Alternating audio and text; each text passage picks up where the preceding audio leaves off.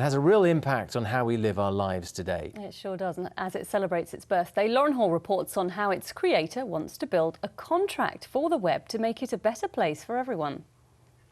3 letters that have been making their mark for 3 decades. Today is the 30th anniversary of the World Wide Web. It's hard to imagine life without it now. For many of us, it's become part of our daily lives. And thanks to advances in technology, we can take it wherever we go. On March the 12th, 1989, scientist Sir Tim Berners-Lee was working at a nuclear research lab and submitted a proposal for the World Wide Web. His boss reviewed his proposal and simply wrote, vague but exciting. There are now more than 2 billion websites, and over half the world's population is online. Now, the inventor is very much in demand today, so we've not been able to speak to him.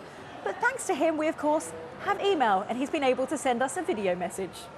30 years ago, I submitted a proposal for a free, open, permissionless space for all of humanity to share knowledge and ideas.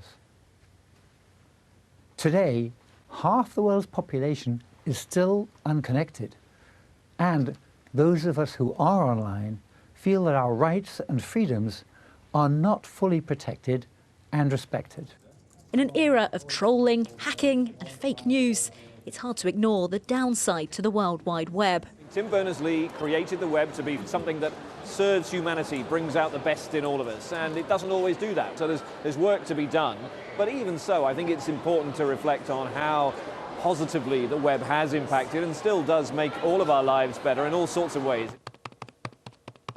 So it's quite hard to figure out how life would be without it, sort of thing. I think, especially people our age, we've all got phones and social media. I think it's how we communicate now. I use it for probably 90% of my tasks. Can you imagine living without it? Right now, no. Sometimes it's good, sometimes it's wastes a bit of your time. That's a fair assessment, but its inventor certainly wasn't wasting his time when he came up with all this 30 years ago. Lauren Hall, ITV News. 30 years, where's it all gone? What would we do without it? That's so true, isn't it? Finally, having had a theory